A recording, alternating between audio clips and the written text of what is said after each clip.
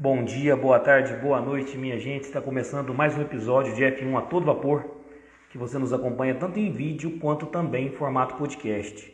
Eu sou o Luiz Fernando e nós estamos no episódio 210 do nosso podcast F1 a todo vapor. E hoje nós vamos analisar tudo o que aconteceu no GP do Qatar de 2023 da Fórmula 1, a 18ª etapa do campeonato. Então vai lá, coloca uma água para ferver, passa aquele cafezinho e vamos falar de Fórmula 1. Então, como eu disse, nós vamos estar falando tudo o que aconteceu aí na corrida de ontem, também na corrida sprint de sábado. E deixa eu já chamar os convidados aqui para estar comentando comigo aí tudo o que aconteceu. Já vi que o Vini já entrou na live aí, deixa eu ver se ele já fez a solicitação aqui para participar comigo, se não, deixa eu convite.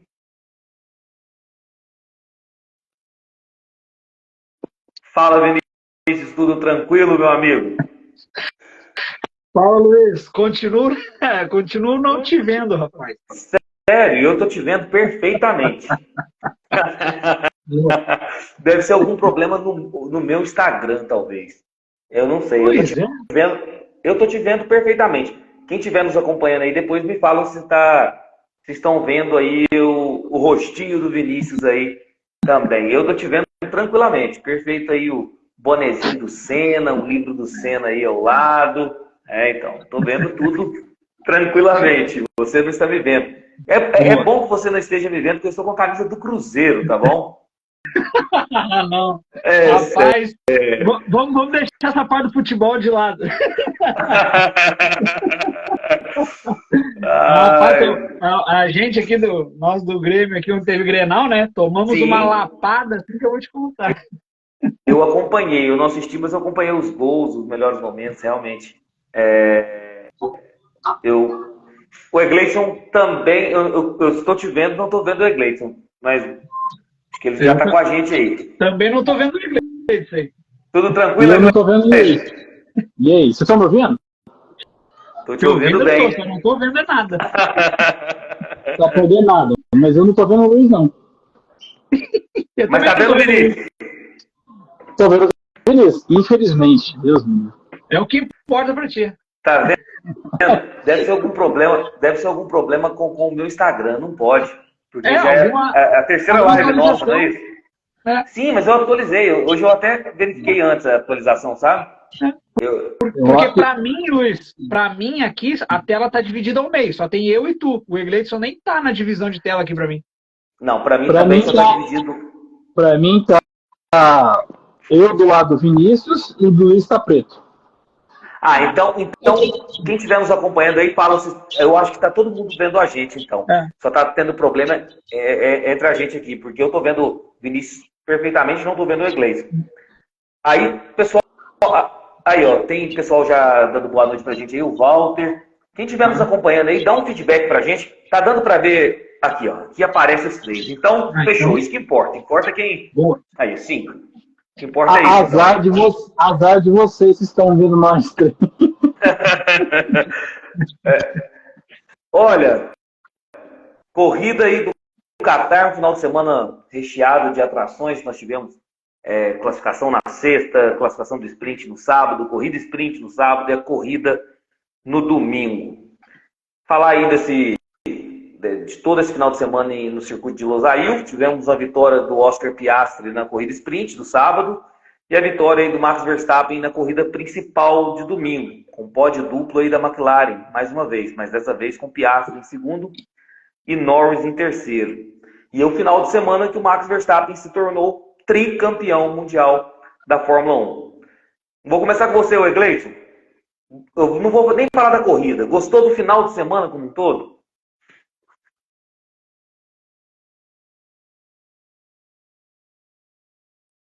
Não estou ouvindo o Egleison, então vou passar para você, Vinícius. Não estou vendo. Eu gostei, Luiz, apesar das novidades aí, surpresas que nós tivemos aí com a Pirelli, né? Depois a gente vai falar mais sobre isso. Mas gostei, foi um final de semana, assim, não prometia muito, assim, né? O GP do Qatar é uma pista, Losail é uma pista que não traz muitas emoções, né? Mas temos novidades, né? Com relação a luz aí, o que aconteceu. Opa, voltou, agora estou ouvindo o Egleidson. Eu também estou vendo ele.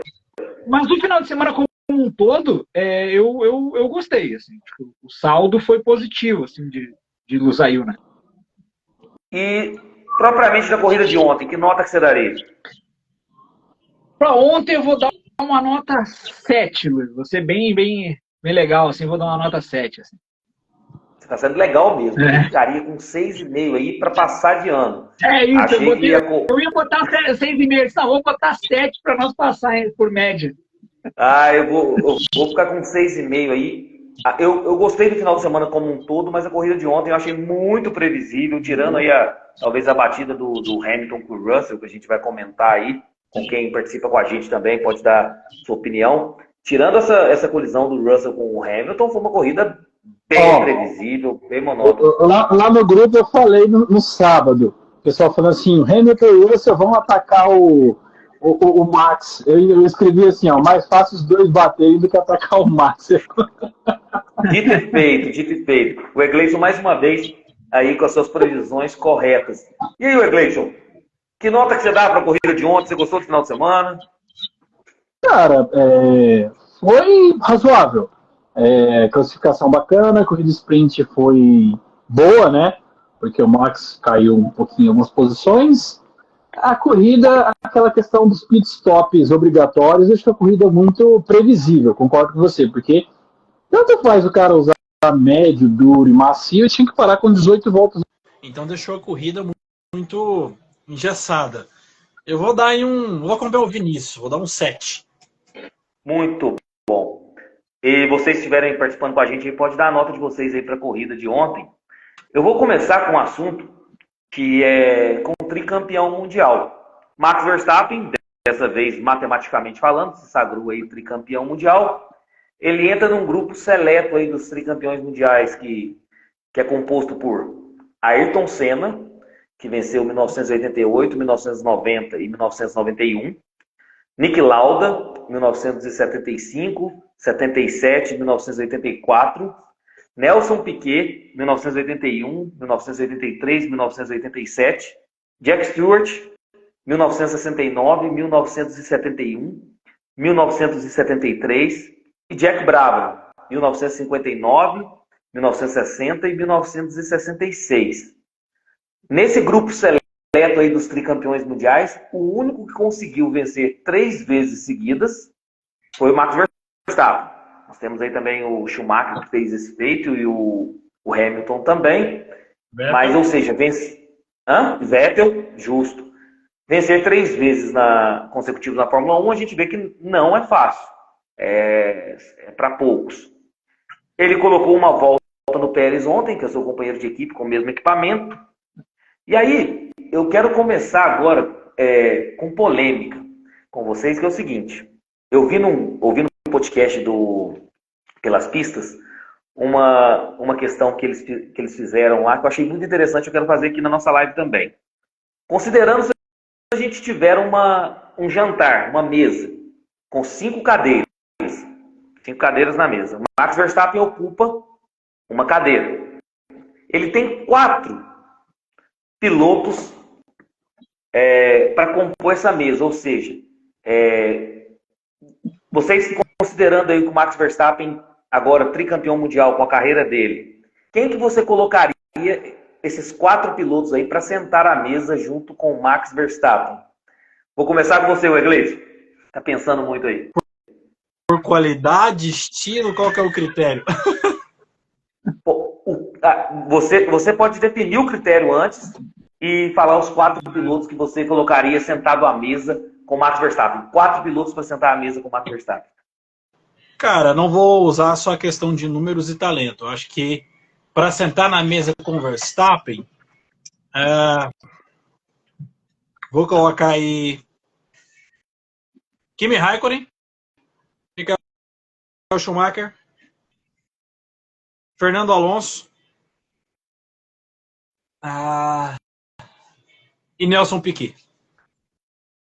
Excelente escolha. Agora eu vou passar para o meu amigo Vinícius, compor a mesa de jantar aí da Fórmula 1 com o Max Verstappen. Quem sentaria ao lado do Max Verstappen? Quais são os 4 pilotos para você, Vinícius? Rapaz, alguns são parecidos aí com o do Egleidson. Eu começo com o Schumacher, Sebastian Vettel, Lewis Hamilton e o quarto convidado é complicado. Eu vou num piloto que eu gosto muito, tá? Eu gostava bastante dele. Eu vou botar aí, depois a gente justifica, Mika Hakkinen. Eu boto junto. Excelente escolha.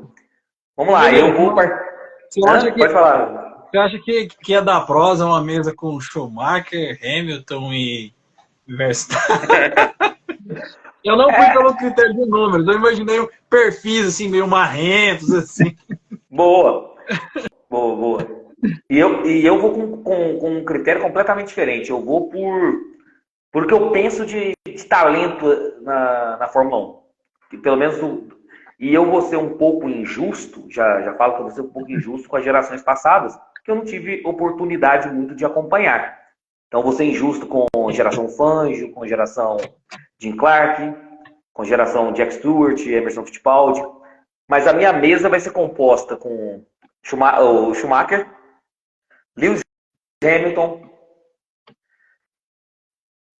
Fernando Alonso e Ayrton Senna.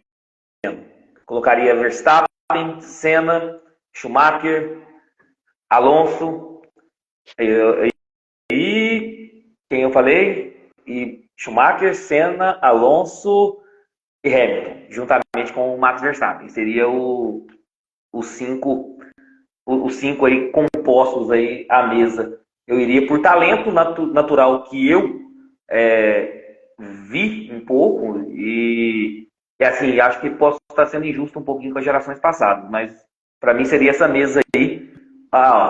O El Ferreira aqui, ó, Schumacher foi quem deu a bênção ao Verstappen. Eu acho que tem bastante característica dos dois mesmo aí, de personalidade, de pilotagem, inclusive.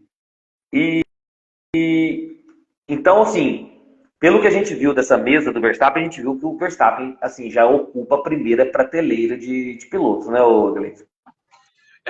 O que muitas pessoas vão ter que começar a admitir, gostem ou não do Verstappen, gostem ou não do Hamilton, vocês podem gostar de quem vocês quiserem. Mas a gente tem que partir do pressuposto que não dá para negar o talento e a importância de um grande piloto. O Max, ele hoje já está na prateleira dos melhores e maiores da Fórmula 1, por tudo que ele já conquistou desde o dia que ele entrou na Fórmula 1 até hoje. Isso é inegável.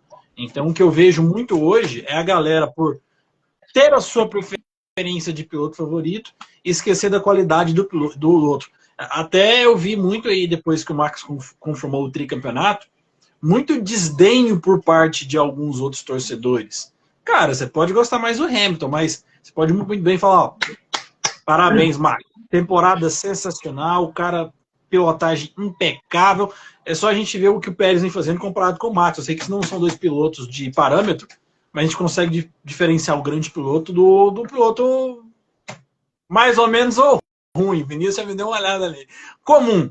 Né? Então, o Verstappen já está no Olimpo. Ele mesmo deu uma entrevista falando que ele já realizou todos os seus sonhos. Se acabasse hoje a carreira dele, provavelmente ele precisasse se aposentar, já estava tudo bem, que ele já conquistou e realizou tudo que ele queria. Passar a palavra ao Vinícius depois, algumas considerações aí do que você falou, é o seguinte, essa questão do Verstappen, eu discordo muito dessa questão do Verstappen, dele falar que está realizado, que quer parar e tal. Cara, eu acho que todo mundo gosta de bater recordes. Isso não deve ser ruim, não. Eu não tenho essa sensação de bater recordes em nada, mas eu acredito que deve ser bem bom, assim, você está entrando cada vez mais na história de uma categoria, de um esporte. Então eu acho que isso é balela do Verstappen.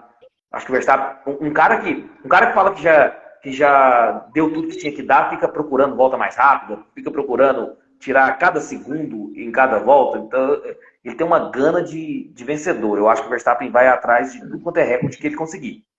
Essa é a primeira questão. Segundo, que eu acho que você está falando dessa questão de desdenhar o Verstappen eu acho que meio que deu azar nesses 2 últimos títulos dele. Porque os 2 últimos títulos dele, quando ele foi bicampeão e tricampeão, foram corridas que ele não foi marcado como protagonista, assim dizendo. Então nós vamos falar muito da batida do Hamilton, do Russell, nós vamos falar da McLaren, E também no GP do Japão, né?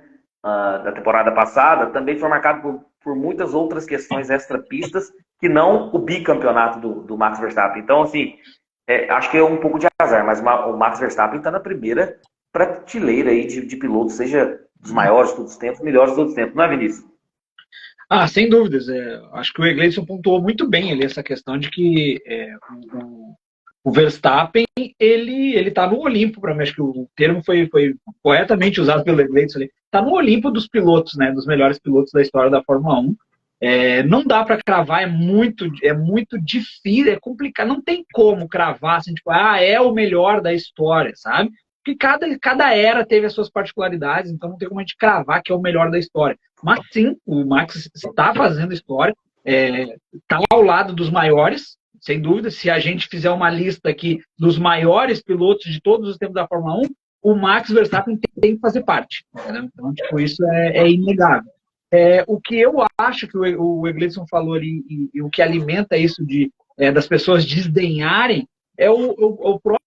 A gente sabe a relevância que o Hamilton tem na Fórmula 1, 7 vezes campeão mundial, e fora isso a gente sabe o holofote que tem em cima do Hamilton, do que ele usa, do que ele fala, né?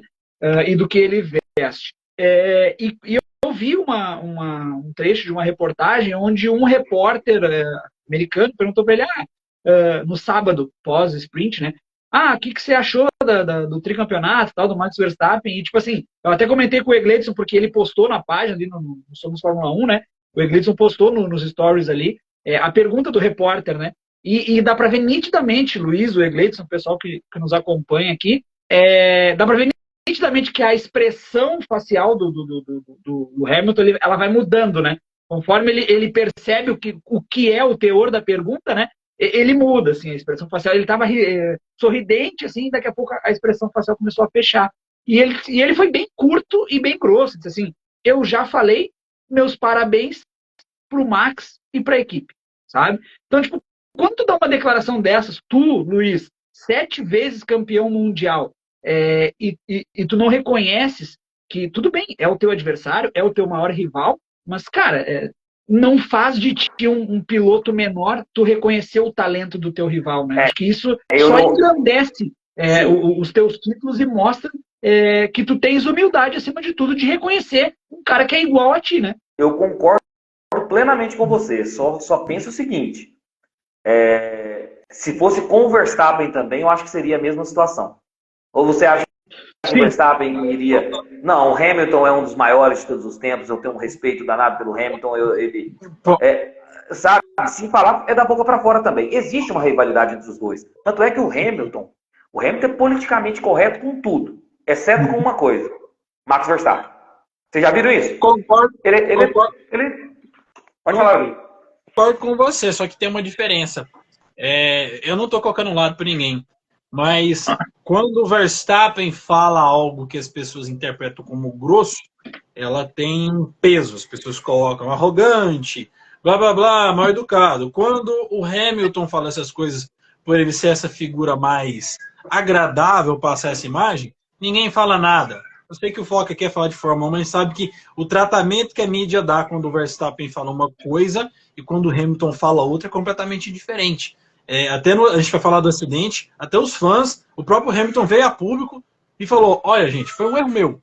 Eu cometi um erro, eu bati no George, e os fãs do Hamilton querendo ir contra a palavra do cara que é 7 vezes campeão, dizendo não, que o Russell tinha que ter freado. Tipo assim, o cara vai lá, se desculpa, fala que cometeu um erro, e os fãs querem mudar a palavra do cara e contra ele. Então, eu acho que essa questão que às vezes que a mídia vende, que um é vilão e o outro é mocinho. Até falei várias vezes. Não tem mocinho e não tem vilão. Hamilton não é mocinho nem vilão. Max não é mocinho nem vilão. São personalidades diferentes, com comportamentos diferentes. Um, às vezes, para alguns é mais agradável, para outros o outro é um pouquinho mais fechado, mas quando o Hamilton dá uma declaração mais ácida, ninguém fala nada.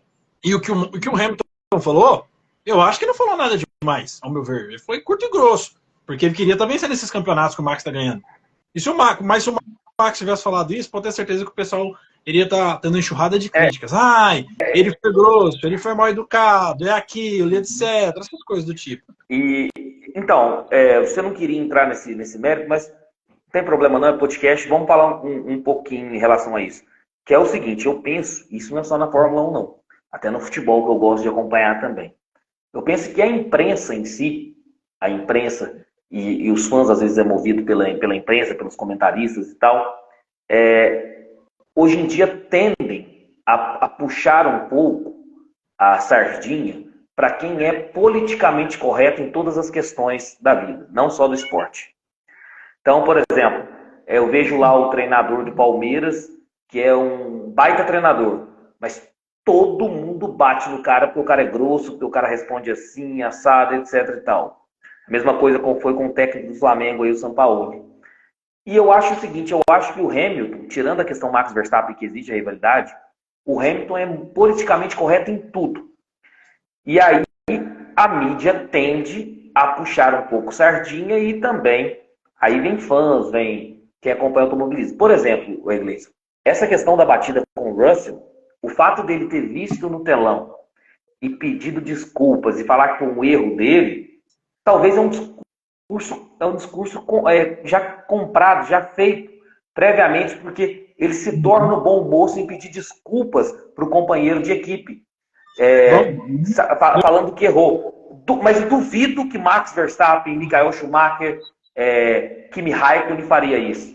Então são questões de personalidade. Eu sei que a gente analisa o esporte como um todo. O Max Verstappen, o que importa do Max Verstappen é ele como piloto, não é ele como ser humano, como detentor de alguma posição social, mas a mídia vende isso. Então o Hamilton acabou saindo como um bom moço, porque ele foi o cara que pediu desculpas, foi o cara que reconheceu o próprio erro.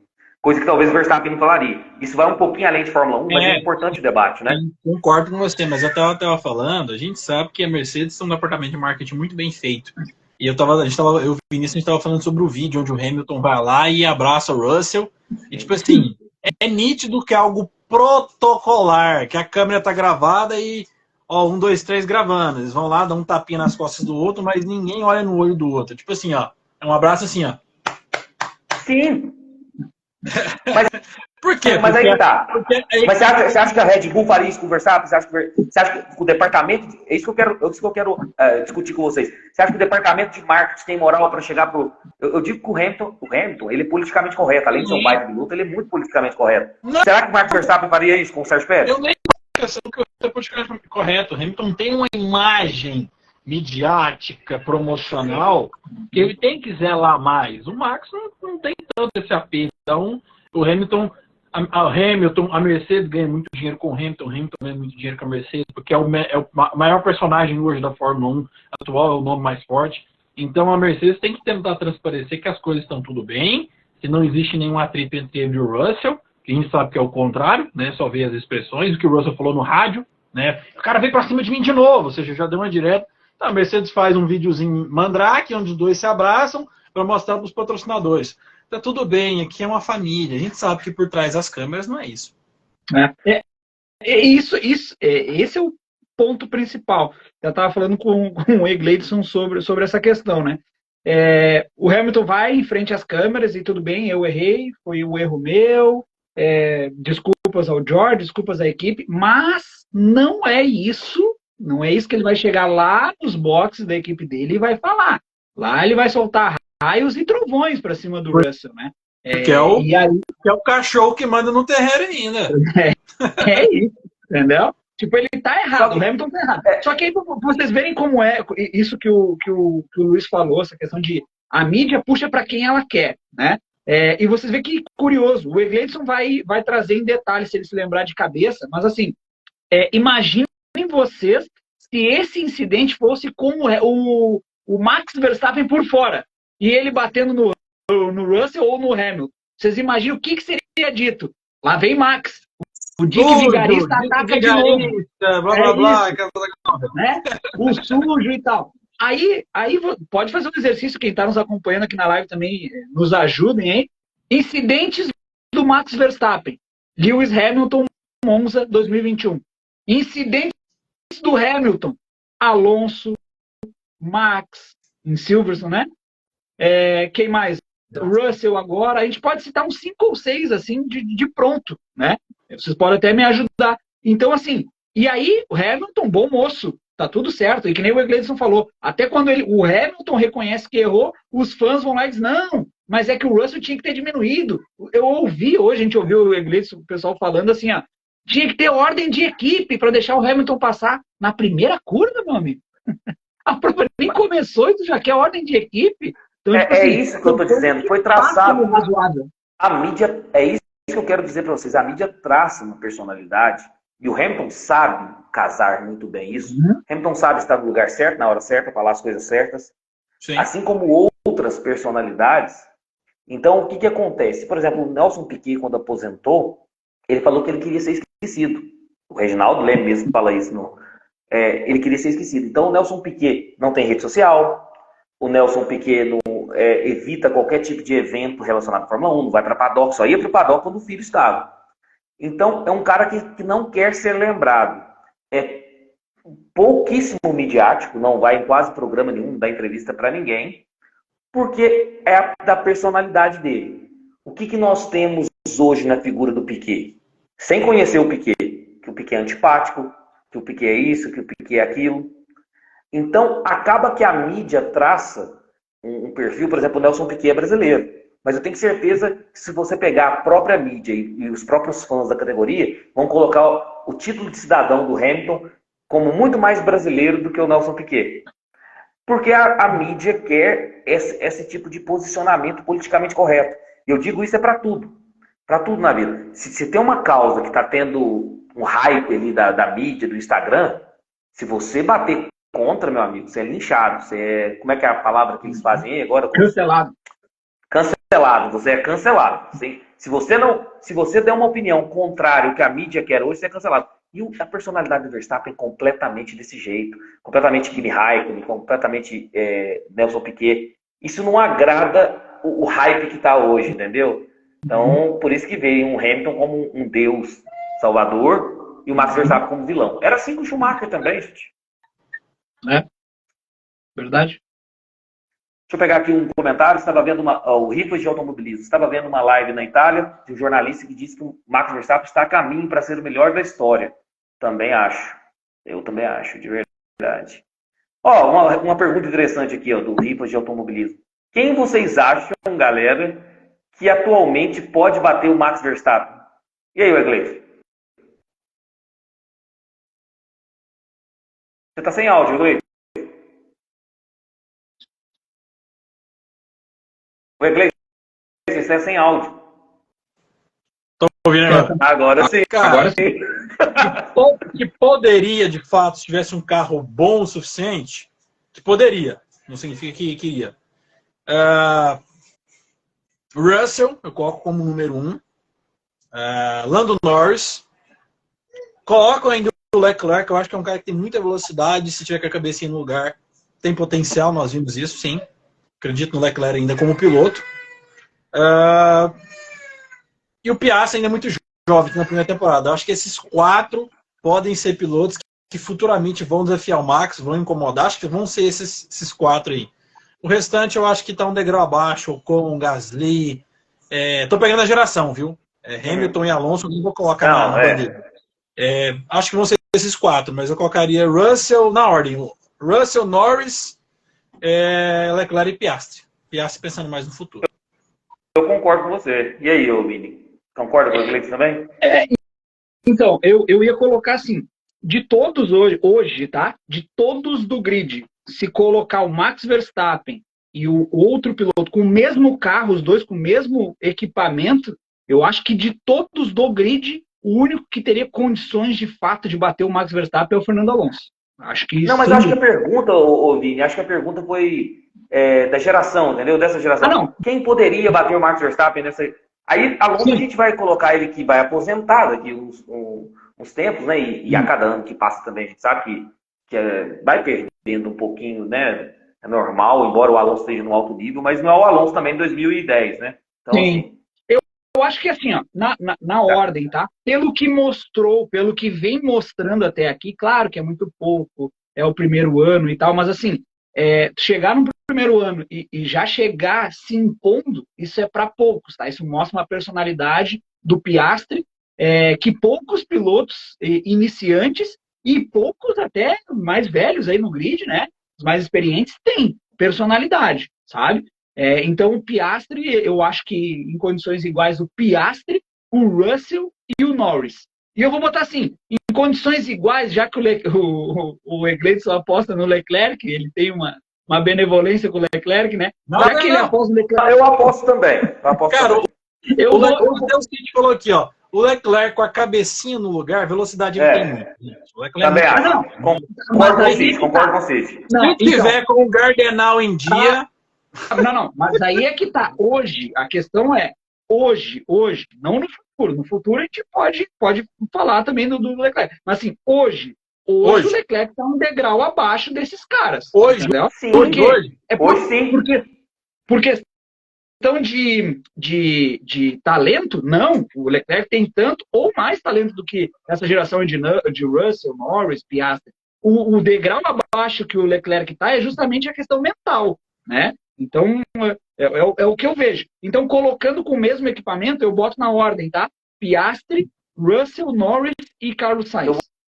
Eu vou ser até polêmico aqui, porque eu concordo com o Iglesias, eu também iria com esses 4 pilotos. Desses 4 pilotos, posso até ser polêmico, eu acho que em condições normais, de temperatura e pressão, como a gente disse, eu acho que tem mais talento para poder bater o Max Verstappen é o Charles Leclerc ainda. Entendeu?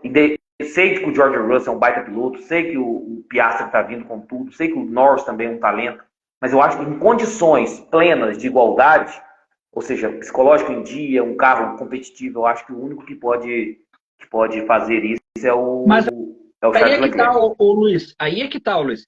O Leclerc, a gente faz essa aposta nele, mas o que vocês acham que está faltando para o Leclerc para ele se tornar um potencial candidato a título?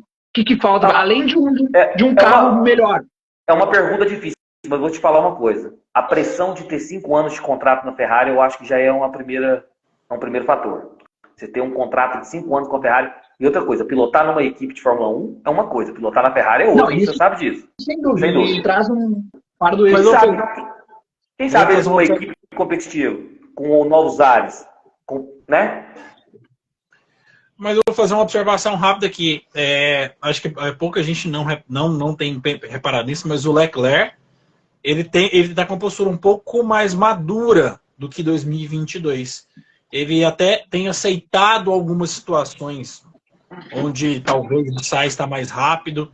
Em Singapura ele trabalhou para o Sainz, está errando um pouco menos em corrida, então você vê ele xingando, reclamando menos no rádio do que ele fazia. Então eu acho que o Leclerc está começando a encontrar o caminho ali da tranquilidade. Então, acho que essa temporada pode ser uma grande evolução para ele. E tem que evoluir, porque ele está passando tempo.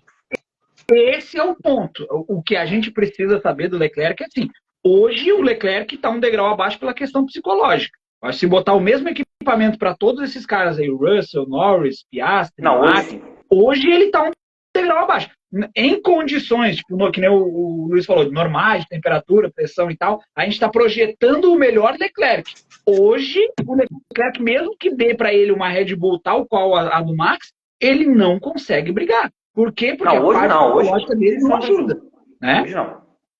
Então, isso que eu vejo. Eu vejo dessa turma aí de Piastri, Russell e Norris, eles estão um degrau acima porque eles estão com essa parte psicológica em dia, estão mostrando isso, né? O Norris, para mim, é o que ainda tem que amadurecer um pouquinho mais, não se assustar tanto, assim, parece quando está lá na frente, mas o potencial ele tem, e muito, entendeu? Agora, o Leclerc, eu acho que ele não adianta dar só um carro bom para ele, não é só, por exemplo, se a gente fizer a substituição, tá? Tira o Max e bota o Leclerc na Red Bull, essa Red Bull dominante, tudo certo. Vocês acham que a gente pode cravar que ele seria campeão? Eu não cravaria. Sim. Eu não cravaria. Agora, se a gente bota um Russell na RBR, a gente pode cravar que ele seria campeão? Eu já tenho mais certezas no Russell do que no Norris. Eu acho. No Leclerc. Entendi. num ponto de vista futuro, eu vejo o Leclerc como o melhor piloto desses 4 aí, com mais talento, em condições normais. Atualmente, se fosse para colocar no carro hoje, aí eu sou da sua opinião. Para mim, então, o Alonso, eu ainda coloco o Hamilton. Eu acho que o Hamilton assim, ainda tá... As frustrações dele é por conta do carro. Ele gosta de ser campeão. Se ele tiver um carro à altura, eu acho que ele com o Max também sairia um pega bacana. Hoje, atualmente, colocaria só o Hamilton e o Alonso para bater o Verstappen, mas nenhum outro piloto. Mas, numa projeção de futuro, eu ainda acho o Leclerc melhor do que esses outros pilotos. O Rigo colocou aqui a criptonita do Hamilton é o Max, que eu tinha falado. Deixa eu dar um salve aí para a turma que está participando com a gente, que agora que eu estou conseguindo pegar aí para o comentário de vocês. Deixa eu dar uma olhada aqui. Dando um salve para a turma. Deixa eu mostrar essa camiseta aqui, rapaz, que isso aqui tem que ser mostrado, né? Olha aqui. Aí. Telefônica! Aí sim. Isso aqui é Renault do Alonso, rapaz. Claro. Essa dá melhor. Engraçado. Só uma pergunta para vocês aí, já que você está com essa camisa. Depois a gente volta aí para falar algumas estatísticas do Max Verstappen. Fernando Alonso aí, você está com a camisa da Telefônica. Você acha que a melhor fase do Fernando Alonso foi o bicampeonato dele 2005, 2006 ou a era Ferrari, Vinícius? Não, 2005, 2006 ele estava no auge para mim. Você acha? Eu acho que na Ferrari ele estava melhor como piloto, viu? Embora não tenha ganhado o título. Eu sei que em 2005, 2006 ele aposentou o Schumacher, mas eu acho que em 2010, 2011 ele estava voando. E você, Wegley? Isso é polêmico. Cada um vai ter uma opinião. Vamos pela ordem. Alonso não aposentou o Schumacher. Aposentou sim. Ele voltou para Mercedes, gente. Ele voltou para Mercedes depois, desculpa. Não. Porque 2005 o vice-campeão foi o Kimi, não foi o Schumacher. O Schumacher não disputou o campeonato 2005. 2006. Em 2006 ele tinha anunciado, quando ele anunciou a aposentadoria dele, se eu não me engano, ele estava muito próximo do Alonso já. Então ele anunciou a aposentadoria na metade da temporada. Mas a melhor época do Alonso, vou concordar com você, Luiz. 2010 a 2013 ali foi, na minha opinião, o auge técnico do Alonso, porque mesmo ele não tendo carro para ser campeão, o que o Alonso guiava com aquela Ferrari era absurdo que ele conseguia extrair daquele carro, que muitas vezes era terceira, quarta força em grande parte do campeonato, né? Tem até uma clássica imagem da temporada 2010, que a Ferrari é terceira no campeonato de construtores com 122 pontos. O Alonso é líder do campeonato com 111. Não, agora sim, ó. Essa Renault de 2005, para mim, ela tem que estar entre os carros mais bonitos da história da Fórmula 1, né? Porque era muito linda essa Renault, né? E você sabe também que a Renault 2005, realmente é lindo, ela vai muito numa questão de confiabilidade do carro, né? Porque o melhor carro, certamente, era a McLaren, justamente do Kimi, né? Ela era, sem dúvida, o carro mais rápido, assim, disparado, só que era um carro que não tinha confiabilidade, então acabou que a Renault, o pacote completo da Renault foi melhor. O Cid Oliver aqui, Max é o Piquet do século XXI, chata, antipática, sem emoção. O marketing atual não aceita essa postura do Max. Voltou. Concordo plenamente com o Cid. Entrou um Bluetooth aqui do nada. Tá. Concordo plenamente com o que o Cid falou aqui, o marketing atual não aceita essa postura do Max. Hoje, o marketing das mídias sociais, você tem que dar a opinião que a mídia quer, que está no hype. Se você tiver algo contrário, acaba que você fica de lado mesmo, eles conseguem te cancelar, como que a palavra aí. O Egleison tomando uma cachaça em plena segunda-feira. Água. É água. O Rigo Mercedes falando que odiava o Alonso no tempo dessa camisa da Telefônica. O Leonardo, enciclopédia da Fórmula 1 aí, o Leonardo com a gente. Talento Leclerc tem, falta equilíbrio emocional para suportar um embate, para tentar um título mundial, é o que a gente falou muito aqui. Prosseguindo então, Verstappen em 2023, 14 vitórias, 16 pódios, 11 poles, 8 voltas mais rápidas e 2 vitórias em corrida sprint. Ele tem aquele recorde do ano passado de 15 vitórias numa temporada. Faltam 5 etapas. Ele vai quebrar esse recorde certamente, né, Vinícius? Ele tem 14 já? Sem dúvida. Isso é um recorde que já tá batido, só falta chegar lá. E agora Agora vem a pergunta, então, mais difícil. Nós temos 5 etapas aí finais, que deixa eu pegar a colinha aqui, que é Estados Unidos, a próxima, México, São Paulo, Las Vegas e Abu Dhabi. São 5 etapas. O Verstappen tem 49 vitórias. Para chegar no Alain Prost, que tem 51 vitórias na Fórmula 1, é apenas 2. Para chegar no Sebastian Vettel, são 4 vitórias, porque o Sebastian Vettel tem 53. O Verstappen chega no número de vitórias do Sebastian Vettel, ou seja, das 5 ele vence 4, Edilson? Vence. Eu acho que ele vence 4 e vence. Acho que não sei. Acho que uma prova dessas das últimas ele não deve vencer. Mas ele deve vencer 4 provas e deve alcançar o Vettel aí no número geral de vitórias. Só falando um negócio. Só aproveitando, eu tava vendo, antes que eu esqueça, que eu tava vendo.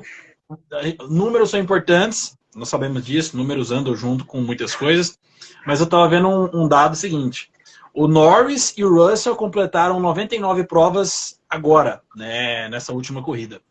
E a mesma quantidade de provas que Jack Stewart fez em toda a sua carreira. Né? E o Jack Stewart tem 3 campeonatos. O Fangio, por exemplo, fez 51 provas e venceu 5 campeonatos. Então, para a gente entender que cada época é uma época. Com certeza, com certeza. Então vamos lá, ele venceria. Você acha, né, Melissa, que ele vence 4 de 5 aí para igualar as vitórias do Vettel? Eu acho que o Max só não vence em Las Vegas. O resto ele vence. Porque por ser pista nova? Por ser pista nova, e eu compartilho o pensamento do Egleitos que tá tendo um hype, uma expectativa muito grande de Las Vegas. E vai ser uma pistinha bem mais ou menos quando chegar a hora. Tipo Miami. Miami também, né? Miami fez todo aquele festival, aquele carnaval. Chegou na hora, uma pistinha bem mais ou menos, né? Mas é aí que tá, que é a vantagem do americano. Miami foi a pior corrida dessa temporada e a pior corrida da temporada passada. Mas foi o maior evento da Fórmula 1 da temporada passada e dessa temporada. Evento como espetáculo, entendeu? Tirando a parte da corrida. Os americanos, e eu acredito que Las Vegas vai ser a mesma coisa. A pista pode ser ruim, o traçado pode ser ruim, a corrida pode ser pífia, mas tenho certeza que o espetáculo vai ser algo assim assombroso. Que o americano sabe fazer eventos. Então vamos lá para esse ranking. Então, outra coisa. Você não acha que o Verstappen deixa de vencer o México não para deixar o seu companheiro de equipe, Sérgio Pérez, e ser um cara politicamente correto com a equipe e com os companheiros? Eu acho que se houver possibilidade do Max deixar o Pérez ganhar, acho que vai ser pior para o Pérez. Acho que se ele fizer isso, vai ser de cabeça pensada para queimar ainda mais o filme do Pérez. Primeira coisa, para o Pérez vencer, ele tem que andar perto do Max, coisa que ele não está fazendo nem perto. Nem o mínimo que a gente fala aqui. Ó. Eu acho que o que o Pérez deve fazer com esse carro, no mínimo, no pior cenário possível, num dia ruim, top 5. E a média dele tinha que ser, no mínimo, pódio. P2, P3, a gente sabe que pode acontecer situações em que o Pérez é um piloto limitado. Mas o Pérez tem algumas provas no Japão, ele fez uma corrida horrorosa, e nessa agora ele só conseguiu pontuar porque o Gasly e o Stroll foram punidos, porque senão ele ia terminar em 11º. Inclusive tomou um passadão do Zou, né, do Joe. Então, para o Pérez pensar em vitória no médio, ele tem que estar em segundo, né? Só para corroborar isso que você está falando, é o seguinte: nós estamos na 18ª etapa do campeonato. 18ª etapa, mas foram 17 corridas, não tivemos Imola. Então, de 17 corridas, o Pérez não foi para o Q3 em 9. O Alonso foi em quantas? O Alonso e Aston Martin foi em quantas? Alonso tinha quase todas, né, Luiz? Agora a Aston Martin deu uma caída e ele não, o Alonso também, mas o Alonso é quase o único piloto que ainda mantém essa estatística, que ele é o único piloto que foi pro Q3 em todas as corridas? Sim. Que ele deu uma queda. Entendeu? Então, de 17 corridas que nós tivemos até agora, 9, o Sérgio Pérez a bordo de uma Red Bull não conseguiu levar o carro pro Q3. Então, só aí já explica completamente tudo que a gente está falando em relação ao nível do... Eu quero falar aqui, ó. Você que está nos acompanhando agora na live, olha para mim, foca em mim aqui. Você que está nos acompanhando na live, você que vai nos assistir, que está nos assistindo no YouTube, Foca em mim, olha pra mim. Esquece o Luiz aqui, o Iglesias, esquece ele. Quando aquele seu amigo chato, aquele seu amigo que incomoda, que não entende nada de Fórmula 1, mas fica falando que é o carro, o piloto não faz diferença nenhuma, é só o carro que importa. Quando esse seu amigo falar isso aí, mostra pra ele o Sérgio Pérez com a Red Bull que ele tá fazendo. Mostra pra ele. Vai no YouTube e bota assim, ó, highlights Sérgio Pérez. Aí tu vai ver, mostra pra eles, ó, é só o carro, né? Fórmula 1 é só o carro. Piloto não importa, né? Mostra pra eles, Sérgio Pérez, meu amigo. Aí você vai ver o que é a diferença do carro e do piloto. Aí você vai entender o que eu tô falando. Vai por mim. O Vinícius, gente, é um grande fã do Sérgio Pérez também. Tem isso, é um detalhe. Luiz, eu acho que se tem uma pessoa que odeia mais o Pérez no mundo é o Vinícius. Ou então ele ama demais do Pérez, é tipo um amor enrustido, assim. Com Entendi. Aquele amor louco, né? Aquele amor louco pra pegar ele pelo pescoço. Assim. Vamos lá, o Cid Oliver. Eu tô achando que a Red Bull vai demitir o Pérez, acho que vai ser a grande bomba de final de ano. O Max Wilson falou na transmissão que parece que tem uma cláusula no contrato do Pérez com a Red Bull que se ele tiver acima de 100 pontos, 100 pontos atrás do Max no campeonato, a Red Bull poderia rescindir o contrato com ele. Não sei de onde o Max Wilson tirou essa informação, entendeu? A gente não sabe se é verídico ou não, né? Porque as cláusulas do contrato do Pérez foram bem confidenciais, assim, né? Mas, se houver mesmo essa cláusula, a Red Bull tá com o faca e o queijo na mão, né? Mas não sei se é verdade. Sinceramente, eu não cogitava a possibilidade, até foi várias vezes aqui nas lives, do Pérez ser mandado embora porque tem contrato, não é só por questão de contrato, porque o custo-benefício dele para a Red Bull é bom, não incomoda o Max, soma os seus pontinhos, mas o que o Pérez vem fazendo nessa segunda parte do campeonato é horroroso. Então, assim, se ele não reagir, se ele não entregar nenhum resultado que seja minimamente assim, interessante, porque por que eu tô falando isso? A McLaren vem evoluindo. A McLaren hoje é nitidamente a segunda força. Vamos supor que nas últimas 5 provas a McLaren continue fazendo P2 e P3 com mais frequência. O Max vença, mas a McLaren está ali, P2 e P3. E o Pérez não reage, não termina nem no top 5, do jeito que tá complicado, a Red Bull vai pensar, ok, se a McLaren evolui um pouco pro ano que vem, eu acho que a Red Bull ainda continua favorito, mas que a McLaren evolua, que possa ser um carro que vença 2, 3, 4 provas no campeonato, e com 2 pilotos regulares, muito talentosos, talvez só o Max Verstappen sozinho não consiga vencer o campeonato de construtores como ele está fazendo esse ano. Então, já imaginou a Red Bull vence o campeonato de 2024 com o Max e perde o de construtores talvez para a McLaren? Então eu estou apenas conjecturando. Então, se o Pérez não demonstrar, ao meu ver, uma leve reação para pegar, sei lá, essas últimas 5 corridas, ele pegar nem que sejam uns 2, 3 pódios, eu acho que a Red Bull pode seriamente cortar o pescoço do Pérez, vendo a evolução da McLaren, talvez tenha a Mercedes e tenha a Ferrari. Então, se o negócio embolar, talvez só o Max Verstappen não vai ser o suficiente para vencer campeonato de construtores. Eu vou e volto nessa, né? Eu vou e volto nessa, porque o que acontece? Ora, se tivesse a cláusula também que o Vinícius falou, que o Max Wilson falou, tem tudo isso, mas o Pérez tem a contribuição financeira que ele tem de patrocínios. E eu acho o seguinte, tem horas que eu penso nisso, na demissão do Pérez, mas tem horas também que o Helmut Marko dá uma declaração falando, não, se o Pérez garantir o segundo lugar de pilotos, ele continua na equipe. Então, talvez por o aspecto financeiro também. Então, fica difícil de prever, porque da mesma forma que a gente critica muito o Pérez aqui, o Pérez ainda mantém a segunda colocação no campeonato de pilotos. E o Hamilton, por exemplo, que nessa corrida tinha oportunidade de pontuar bastante e tirar um pouco essa diferença, o Hamilton vai, abandona a corrida e o Pérez ainda marca um pontinho. Então, Luiz, enquanto ele estiver em segundo, fica difícil, né? Mas acho que o Vinícius vai falar o seguinte, esse segundo lugar dele é por mérito? É isso aí, exatamente. Não, de maneira alguma. Mas está alterando alguma coisa na equipe? O dinheiro está entrando. Mas talvez aí que tá, não consiga arrumar algum piloto. Porque eu quero dizer o seguinte, A Red Bull hoje, mais vale para ela o arroz e feijão do Pérez, que traz dinheiro para a equipe, ou eu vou pegar um piloto de ponta para causar problemas para o Max? Tá me entendendo? Mas aí é que tá, Luiz. A questão é o seguinte, pode até ser, tá, que o Pérez termine em segundo lugar. Eu acho que não vai, mas pode até ser que ele termine em segundo lugar do Mundial de Pilotos, o Mundial de Pilotos em segundo lugar.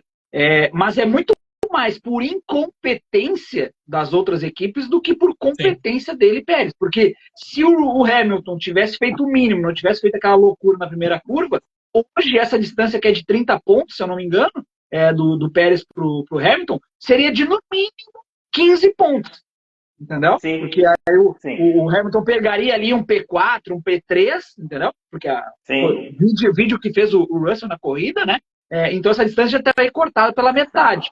Então, assim, e o Russell fez essa corrida de P4 ficando em quase último, né? Porque ele teve que parar para fazer a troca de pneus. O pneu dele foi furado. Então, ou seja, se a gente pegar esse aspecto, o Hamilton conseguiria um P3, P4 tranquilamente na corrida. A corrida da Mercedes seria contra as McLaren, que eles estragaram na primeira curva. Porque em ritmo mesmo, se você pegar o ritmo, porque parece ritmo de corrida de todos os pilotos, ritmo médio, o Norris, se eu não me engano, foi o que teve o melhor ritmo geral, né? Assim, gap médio. O Max deu aquela administrada também, né? Depois o Max, o Piastri e depois o Russell. O Russell não estava muito longe, então a corrida das Mercedes era com as McLaren. Então o Hamilton poderia talvez ter pego um pódio, na minha opinião, um P4, no mínimo P5. Então... Sim, é isso que eu estou dizendo. E outra coisa também, Iglesias, que a gente tem que avaliar, é que se Hamilton e Russell estão na corrida sem a colisão, e são bons companheiros de equipe, eles podem fazer justamente, como eles são segundo e terceiro, estratégia para anular a McLaren, meu amigo. Tá o Russell em segundo, tá o Hamilton em terceiro, McLaren não chega aqui. Um vai defendendo o outro. O Piastri largou trazer um dado para vocês, tá? O Piastri largou em sexto e o Norris em P10. Deixa eu trazer um dado para vocês. A Red Bull eu peguei o recorte das últimas 4 provas, tá? Só para a gente ter esse recorte aqui, para a gente ver evolução e decréscimo das equipes. Nessas últimas 4 provas, a Red Bull marcou 117 pontos, tá?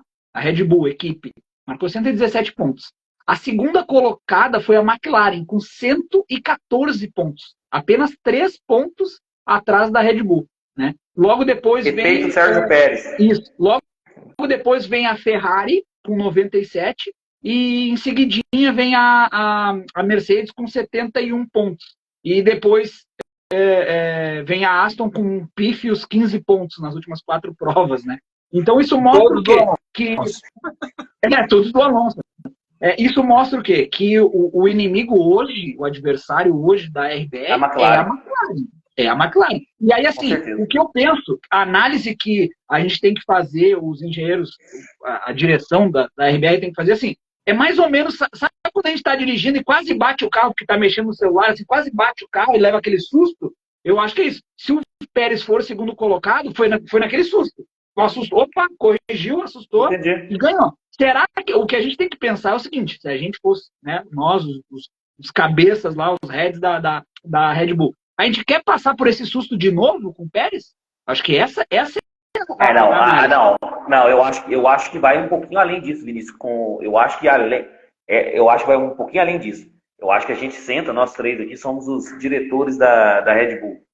A gente tem que ver o que o Pérez traz de dinheiro, o que o possível piloto que eu iria substituir traria de dinheiro, o que isso alteraria no financeiro da equipe, porque não adianta nada também eu ter sei lá, o Verstappen e Hamilton e não ter carro para 2025 porque comprometi meu orçamento. Entendendo? É igual a questão da Haas lá. Então tem que ver o que o Pérez traz de dinheiro também, o que o outro traria de dinheiro e também as possibilidades de salário do outro. Eu pago menos, talvez, de salário para o outro piloto, mas ele não me traz isso. Tem que ter um equilíbrio financeiro, porque não adianta nada também. Eu tiro o Pérez e não tenho carro, sabe? Essa é a questão. E o que acontece? Se tu fores analisar, o Pérez está dando bastante prejuízo para a RBR. Várias rodadas, batidas, carro detonado. Então, tipo assim, ele vem dando prejuízo. Ele traz muito dinheiro, a gente sabe, né? Porque ele traz muito dinheiro, mas em contrapartida ele está fazendo a Red Bull gastar muito dinheiro. Então, qual que é a análise que a gente tem que fazer, né? A Red Bull agora com o Max é tricampeã, né? Isso traz novos patrocinadores. Isso faz com que a renovação dos contratos dos atuais patrocinadores se torne mais cara. Tá? A Red Bull é bi. A Red Bull é bi. 2021 foi a Mercedes. O Max é tri. Isso, exato. Então, assim, isso faz com que os contratos de patrocínio fiquem mais caros. Então, isso também pode entrar na conta, sabe? Claro. Bem, eu perco um pouco na saída do Pérez, mas eu estou ganhando aqui porque o Max está me trazendo dinheiro também. O fato dele ser tricampeão e a gente ser bicampeão de construtores. Então, tipo, tudo entra na balança. Tu falou uma coisa muito importante também, a questão do salário. Daqui a pouco eu pego um outro piloto que tem um salário mais baixo, compensa o dinheiro que o Pérez está me levando em contrapartida, né? Então, essas análises têm que ser feitas no final do ano pela RBR. Se não tem essa cláusula, vamos supor que não tem essa cláusula de performance dos 100 pontos atrás do Max, né? Quantos milhões são para rescindir o contrato do Pérez? Provavelmente deve ser uma multa pro rata, né? O que é uma multa pro rata? Quanto menor o prazo para acabar, menor é o valor da multa. A multa vai decrescendo de valor. Então pode ser que seja isso também. Então pode ser que esse último ano seja viável. Se a gente já não fizer os cálculos na ponta do lápis, né? Pode ser que seja viável para a RBR rescindir esse final de ano agora, né? Boa. Mas só fazendo uma observação aqui, o Pérez hoje tem 224 pontos. O Verstappen tem 433. São 109 pontos. Não, 209 pontos de diferença. Existe a grande possibilidade do Verstappen terminar o campeonato com o dobro de pontos do Sérgio Pérez. Não, e por isso que você acabou de falar isso, que eu acho que essa questão, posso estar enganado, eu acho que essa questão do Max Wilson não procede. Por isso. Sim. Acho que isso não procede. Senão já teriam tomado uma decisão nesse sentido. Ou pelo menos já explanado algo, ou ter mais informações sobre isso na imprensa. A imprensa estaria louca se essa informação tivesse procedência para poder justamente comparar esses números. O Rigo Mercedes colocou aqui, Pérez é vergonhoso, nunca é só o carro. O Nicolas Muniz, acho que se o Pérez ficar em segundo no México e pedir a posição, Max Verstappen vai xingar ele. Lógico que vai. O Cid Oliver, eu odeio o Pérez, ele não é piloto. Ai, meu Deus. Cara, deixa eu ver mais. O Max pode até deixar o Pérez vencer, mas vai ser aquela vitória se acontecer, sabe? Não deixa, Oi. Não deixa, Willis. Não deixa. Não. Claro que não deixa. Se deixar, vai ser aquela da piedade, tipo aquela que o Senna deixou o Berger vencer e o Berger ficou... Em 91. E o Berger ficou puto, porque o Senna fez de um jeito. Deixa o Berger ir, depois vai lá, caça o Berger, passa o Berger, abre 200 sem vantagem, no final tira o Berger e deixa o Berger vencer. Ou, tipo, algumas vitórias que também a Ferrari e o Barrichello ganhou, né? Que para disputar a vice, que o Schumacher chegaram empurrando ele assim, ó. Vai ganhar essa daí, porque eu deixei. Pode ser algo desse tipo. Aí, que na minha opinião é mais vergonhoso ainda. Deixa eu então terminar os números aqui da questão das vitórias. Lewis lidera com 103 vitórias, Schumacher em segundo com 91 vitórias, terceiro Sebastian Vettel 53 vitórias, quarto Alan Prost 51 vitórias, Max Verstappen vem em quinto com 49 vitórias e contando. Em Grand Chelem, quem é líder é o Jim Clark com 8 Grand Chelems, depois o Hamilton com 6, depois vem Alberto Ascari e Michael Schumacher com 5, e Max Verstappen já está aí no hall dos que tem 4 Grand Chelem na carreira, junto com Sebastian Vettel, Nigel Mansell, Ayrton Senna e Jack Stewart. Então, por isso que a gente está falando que o Max Verstappen está na primeira prateleira dos pilotos. Em hat-trick, que é o quê? Hat-trick é a melhor volta, vitória e a pole. Mas sem liderar, não precisa liderar de ponta a ponta. Em hat-trick, Michael Schumacher lidera com 22. Segundo lugar, Lewis Hamilton, 19. Terceiro, Jim Clark, com 11. E o Verstappen já está em quarto com 10 hat-trick. Inclusive, essa corrida do Qatar foi o seu 10º. Então, ou seja, o Max Verstappen realmente já está num patamar diferenciado aí entre os maiores aí da história da Fórmula 1. que me assusta ainda é ver o Jim Clark em recordes há quase 60 anos depois da sua morte. Ainda me impressiona muito. Absurdo. E o Jim Clark é um piloto que vencia de Fórmula 1, de carrinho de rolimã, de moto, do que você dava na mão dele. Turismo. Agora, vou falar um pouquinho aí da McLaren. Nós tivemos aí da McLaren o pit stop mais rápido da história da Fórmula 1, com o Lando Norris aí, ontem, 1,80 segundos. Então, menos de 2 segundos, 1,80 foi o GP do Qatar de 2023, Lando Norris. Antes os recordes eram Max Verstappen no GP Brasil de 2019, com 1,82. Max Verstappen no GP da Rússia, em 2020, com 1,86. Alexander Albon no GP de Portugal 2020, 1,86 também. E Max Verstappen, GP da Alemanha de 2019, 1,88. Ou seja, de todos os 5 pitstops mais rápidos da história da Fórmula 1, 4 são da Red Bull. Mas o primeiro é agora da McLaren, que foi na corrida de ontem. O Gleison, falar de McLaren, o que você avalia aí do Oscar Piastri e do Lando Norris nesse final de semana? Cara, a dupla da McLaren é muito boa, 2 jovens talentosos. Quem é a sua McLaren? The Norris e o Piastri. E eu venho cantando a pedra da McLaren que tem 3 anos, né? Podem falar, mas eu venho falando, a McLaren vem passando por um processo de reestruturação, de mudança, e agora estão focando na parte técnica e os resultados estão vindo.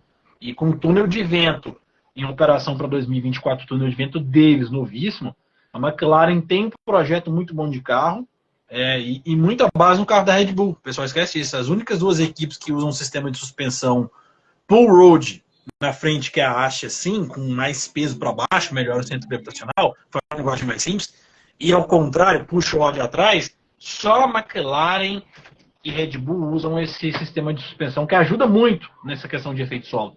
Então, o carro da McLaren ser bom não é coincidência. Eles estavam com dificuldade de encontrar o acerto ideal do carro. As atualizações desbloquearam um carro que já era bom. Né? Diferente de Ferrari e Mercedes, que estão mudando o conceito e vão mudar de novo para 2024. Então, a McLaren tem uma dupla boa de pilotos, a casa financeira está em dia, a estrutura está novinha, e o carro é muito bom. Então, a McLaren, no meu ver, começa 2024 nitidamente como a segunda força, assim, com sobras. E você está esquecendo de uma coisa. Sim. Você esboçou muito da McLaren, mas esqueceu dos caras, Lando Norris e Piastri também. Eu falei no início, né? Dupla sensacional de pilotos jovens. A McLaren, a gente fala de muito assim, quem tem a dupla mais forte. A gente fala muito de Hamilton e Russell. Forte em questão de talento bruto. Mas, ao meu ver, a melhor dupla, pensando em futuro, idade como um todo, é a McLaren. A McLaren está uma dupla de 2 pilotos jovens, talentosíssimos. Então, a McLaren fez um golaço. Eu vou mais além disso que o Gleison falou. Hoje, 9 de outubro de 2023, a McLaren tem a segunda melhor dupla de pilotos.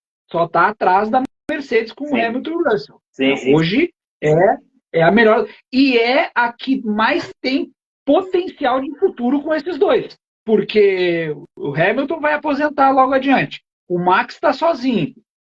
O Alonso vai se aposentar daqui a pouco e também está sozinho.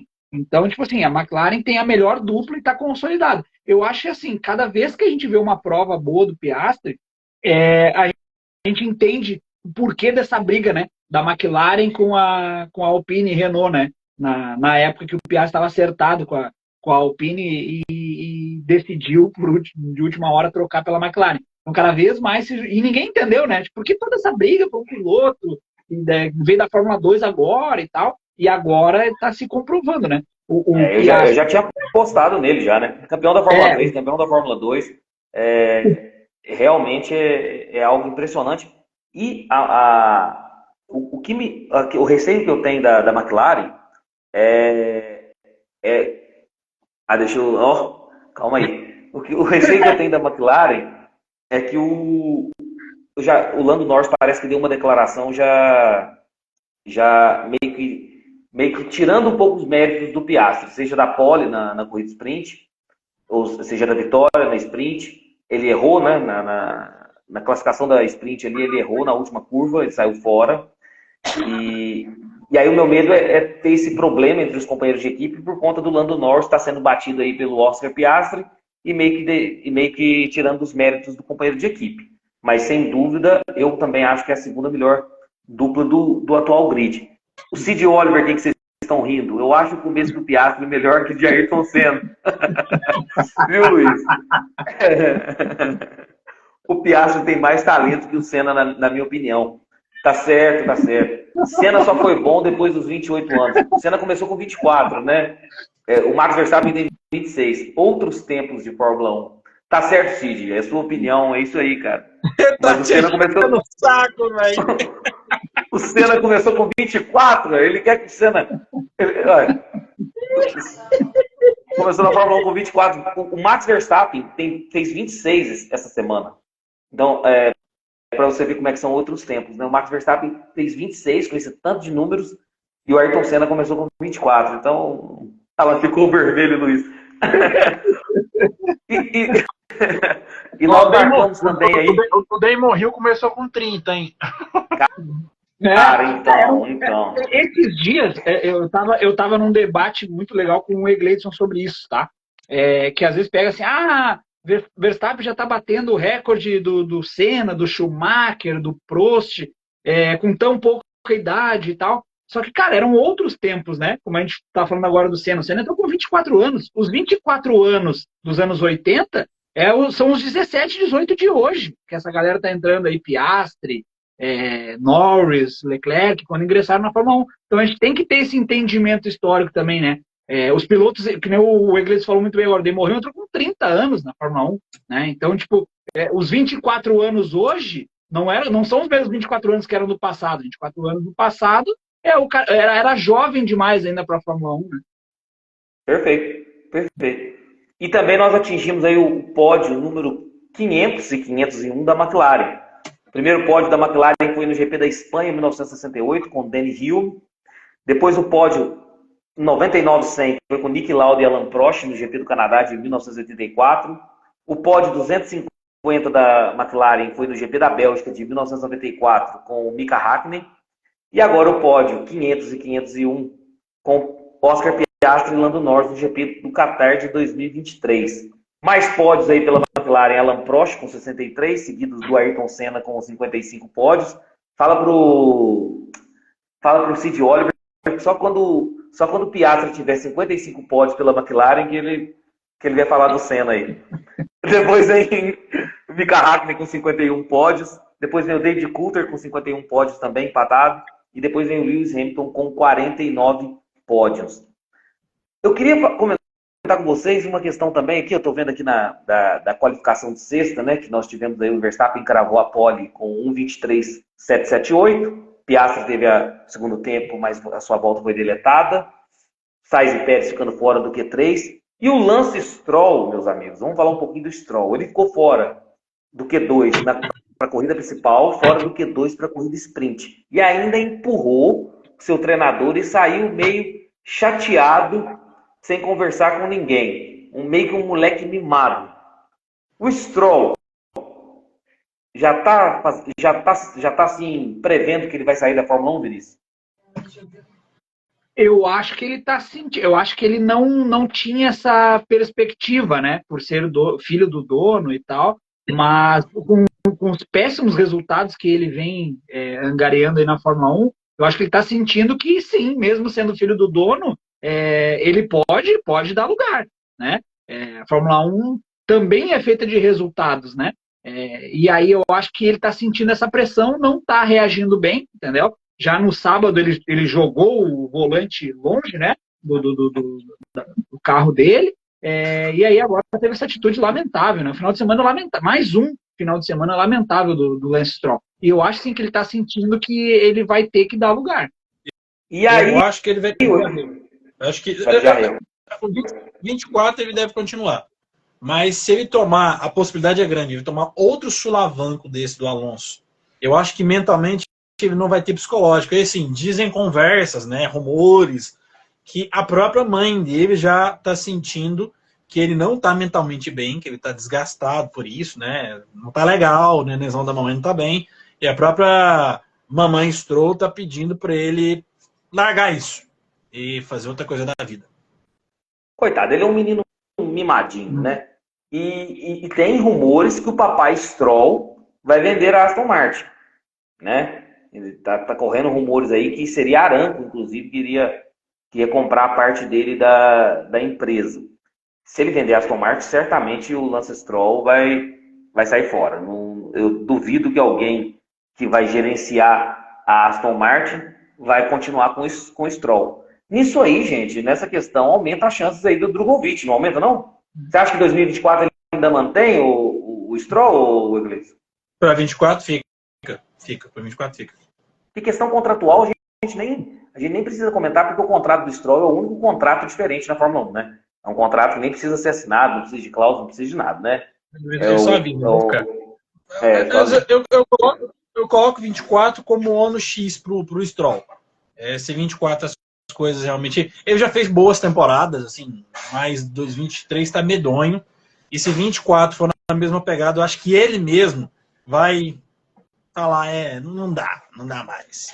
Porque eles não vão mandar o Alonso embora. O Alonso deve ficar até 25, então ele vai entender. Se eu ficar do lado desse cara, eu vou tomar uma surra maldita. Então, e lembrando que a Aston Martin tem um projeto para o WEC, né, o Valkyrie, vão correr no Mundial de Endurance em 2025.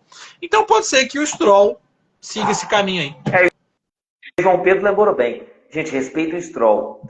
Ele conseguiu pegar um pódio com a Williams e tem uma pole também, se eu não me engano, né? Então... Tem, GP da Turquia de 2020. Respeita o Stroll. O Luiz falou muito bem, né? Ele sempre foi muito mimado, né? O Jacques Villeneuve falou agora, o campeão, né? Jacques Villeneuve, falou agora em entrevista nesse final de semana que ele é vizinho do Lawrence Stroll em Montreal, né? No Canadá, numa das mansões, né, da família Stroll. E ele disse que quando o Stroll era pequeno, o Lawrence, o pai, né, construiu uma pista de kart pro Stroll a cerca de 15 minutos a pé de onde eles moravam. 15 minutos a pé. E o Lance Stroll ia todos os dias de helicóptero para a pista. Então isso mostra que o Lance Stroll foi mimado do início até o fim, né? Vou te contar uma historinha então também, que eu ouvi de um podcast, que é uma história contada pelo Tony Canaan. Tony Canaan foi correr em Indy, e aí o papai Lawrence Stroll chamou para jantar, convidou ele para jantar. E falou, olha Tony, você vai comer uma carne que você nunca comeu na sua vida, a melhor carne que você vai comer na sua vida. E de fato o Tony Canaan aprovou muito a carne, e ele contou a historinha da carne. Que ele certa vez comeu essa carne, que era de um sítio nos Estados Unidos, com bois selecionados, gostou demais da carne selecionada, falou, qual que é o preço do sítio? Aí, não, mas não está à venda. Não, qual é o preço do sítio? Ele comprou o sítio com todos os funcionários dentro, e como ele tem uma casa na Suíça, uma mansão na Suíça, ele manda um jatinho, um avião, toda semana, porque ele não gosta de carne congelada. Ele não gosta de carne congelada. Então ele manda um avião toda semana buscar a carne fresca desse sítio que ele comprou, com funcionário e tudo, para essa carne voltar refrigerada no avião, para ele comer da carne na Suíça. Então nós estamos falando... O cara manda um avião buscar a carne. Isso é ser rico, viu? Eu já vi. Entendeu? Eu já isso é ser rico. Já vi. Então assim, vai falar o quê de uma família dessa, né? E também eles iam correr, no caso a corrida em questão era as 24 horas de Daytona, né? Do INSA. Que aí o Lawrence Stroll falou assim, eu quero que meu filho corra aí. Aí o pessoal da equipe do Tony falou, não, mas já estamos com nossa equipe fechada. Não, quanto que é para botar um outro carro? Fazer um hipercarro é uma nota. Não, para fazer outro carro, para correr $1 milhão para fazer Daytona, né? Para fazer uma cópia do carro. Beleza, eu pago, faz aí. Mais ou menos isso. Eu sempre falo que o Lance Stroll vai deixar o pai dele milionário. Porque o pai é bilionário. Então vai deixar o pai dele milionário. Vai conseguir deixar o pai dele milionário. Mudando de assunto agora, tem uma crítica que eu quero abordar com vocês, que é o seguinte. pistas que recebem outras categorias e também recebe a Fórmula 1, como é o caso do GP do Qatar, que está renovado, inclusive, até 2033. Olha E essa aí, o questão... tu achou que ia ser temporário Qatar? Olha aí. Não, 10 anos, até 2033. Então, a crítica que eu quero ouvir a opinião de Não, vocês é o é seguinte. Jeddah. Jeddah que é uma pista temporária e vai fazer outra aqui já. Jeddah, verdade. Vamos lá. Então, até 2033, nós teremos o GP do Qatar, da Fórmula 1. E a crítica que eu tenho é o seguinte. O GP do Qatar, ele iniciou, né, com a MotoGP, em 2004. Então, ele recebe outras categorias. Então, se recebe uma categoria, por exemplo, como a de MotoGP, você não pode ter caixa de brita em todos os lugares da pista. Tá louco? É moto, né? Então, essas pistas que recebem várias outras categorias e esse negócio de voltas deletadas, porque os pilotos querem extrair tudo do carro, como não tem caixa de brita, como não tem muro, então eles tentam extrair tudo do carro e tem várias voltas deletadas. No caso da corrida de ontem, foram 51 infrações por limites de pista. Cara, tem que tirar esse tipo de pista da Fórmula 1, não tem não, Vinícius? Sem dúvidas.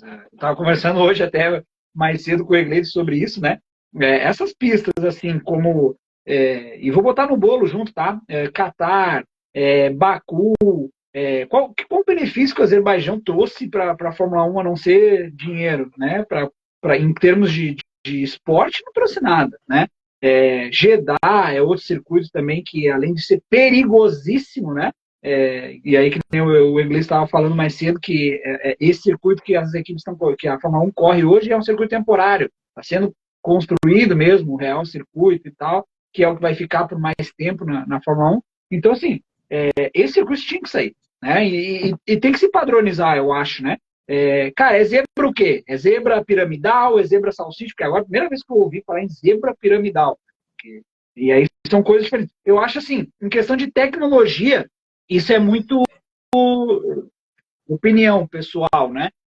Eu gostava muito da tecnologia que tem em Paul Ricard, sabe? Daquelas faixas azul, amarelo e vermelho, sabe? Que aquilo ali, quando o piloto sai da pista, a parte azul praticamente não degrada o pneu, a parte amarela degrada mais o pneu e a parte vermelha, ela detona os pneus, né? Que é para fazer o piloto reduzir a velocidade, né? Então, acho que isso poderia ser mais adotado. Mas a velha e famosa brita também sempre se faz presente na Fórmula 1. Né? Mas no circuito como que tem MotoGP, você não pode colocar caixa de brita, você vai matar os pilotos todos, né? Mas o que acontece? O problema é as outras categorias. A categoria de pista que corre a Fórmula 1, você tem que ter um certo grau de dificuldade nesse sentido, porque todas as infrações por limite de pistas, e teve várias punições no final de semana, foi tudo porque o cara quer tirar tudo do carro, porque ele sabe que não vai acontecer nada se ele sair com as 4 rodas, não vai acontecer nada, não tem caixa de brita, não tem muro, não tem nada, não é, Gleice? Cara, eu acho que, assim, da minha opinião, acho que o grande problema não é nem essa questão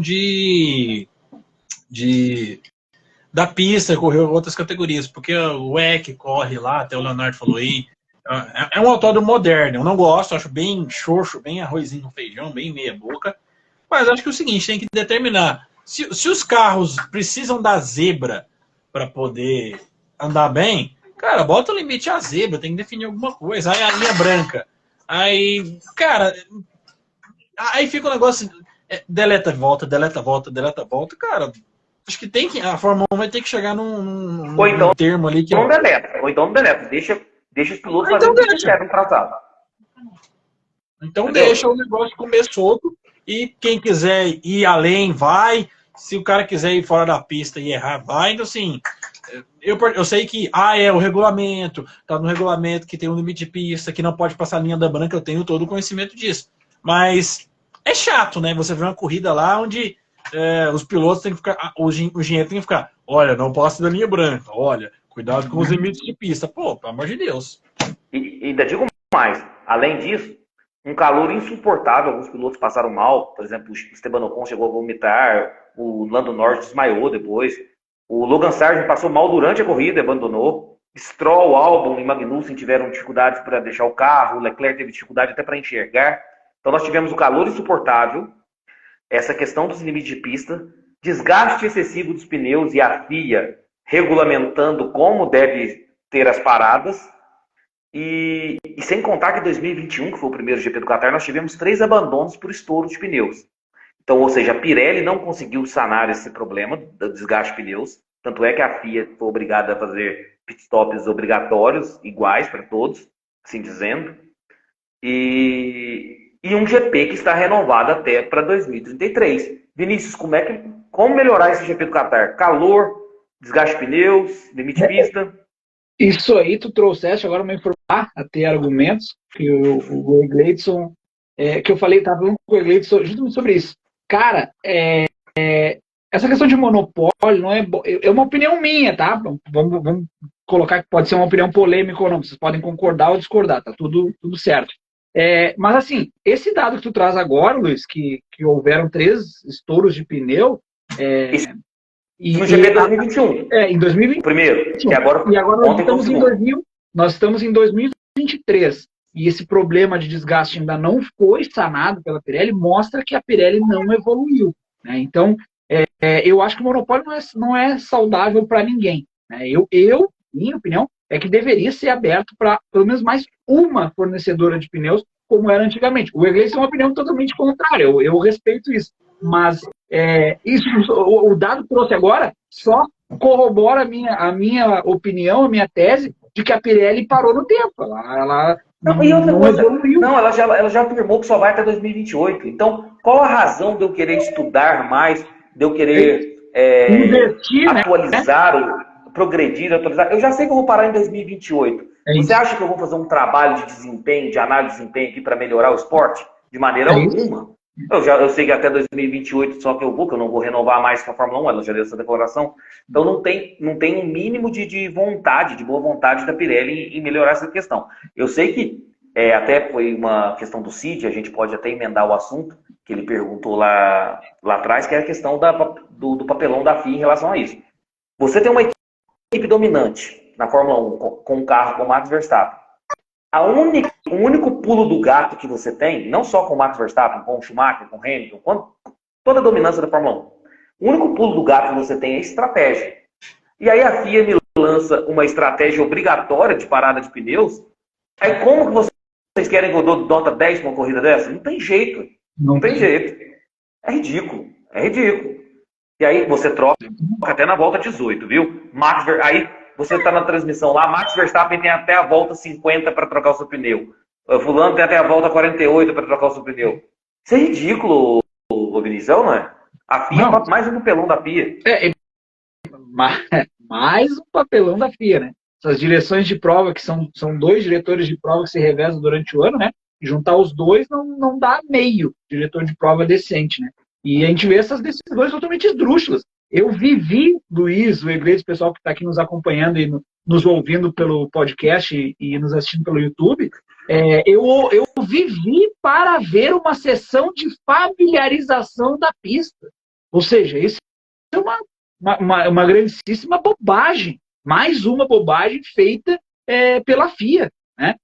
Muda limite de pista. Não muda limite de pista. Na Áustria, a gente teve o recorde de punições por limites de pista, né? Exceder os limites de pista. Agora, nunca antes na história da Fórmula 1, nós tivemos uma sessão de familiarização da pista. Isso não existe. Então a FIA é um papelão. Atrapalhadas, né? Um papelão. E sem contar que a corrida sprint do sábado, na qual o Verstappen se sagrou aí tricampeão, porque ele chegou em segundo, fez a pontuação necessária para o tricampeonato, na corrida sprint de sábado mostrou certamente que os pneus macios não aguentavam mais que 10 voltas. Tanto é que nós tivemos aí uma largada muito boa do Piastri, que largou de médios, mas Verstappen e Norris perderam as posições, porque largaram de médios. O Russell se parou na frente, porque largou de macios. E o que aconteceu? Todo mundo que estava de macio foi para frente, no desenrolar da corrida, que teve 3 safety car, uma corrida sprint com 3 safety car. No desenrolar da corrida, os pneus macios acabaram a partir da 10ª volta, e aí começaram a perder o rendimento, e o Verstappen de sexto, por exemplo, pulou para segundo.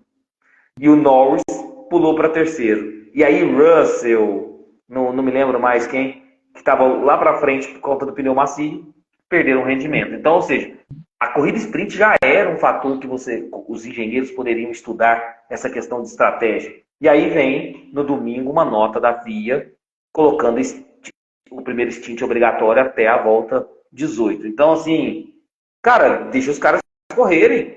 Os caras correrem. Se você só fez isso porque a Pirelli é totalmente incompetente e não sabia a duração dos seus pneus. Por conta da segurança dos pilotos. A incompetência da Pirelli fez com que a FIA tivesse que adotar uma medida dessa. E cada vez que se entrevista aquele Mário Isola, né, diretor do departamento de corridas da Pirelli, ele sempre é uma choradeira, né?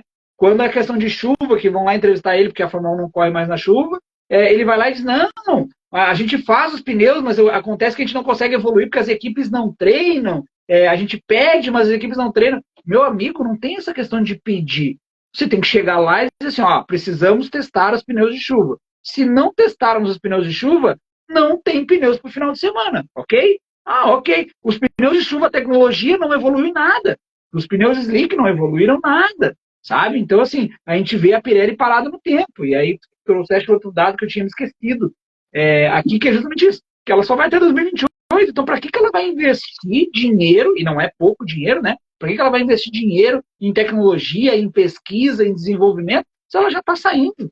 Então, esse é o grande ponto. A Pirelli parou no tempo. E aí acumula Pirelli parada no tempo, com a FIA fazendo essas atrapalhadas, aí é o circo perfeito, né?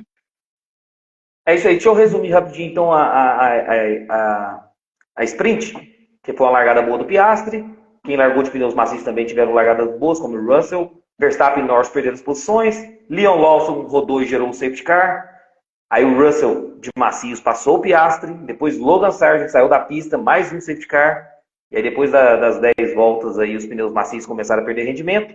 Verstappen pulou de sexto para segundo. O Piastri ultrapassou o Russell. Assumiu a liderança novamente. Lembrando que o Piastri teve a pole aí da corrida, a pole da sprint. Tivemos aí um sanduíche aí do Pérez, Ocon e o Hülkenberg, né? Um sanduíche entre eles aí, um acidente, o terceiro safety car. E ao final aí a vitória do Piastri, com o Verstappen e Norris completando o pódio.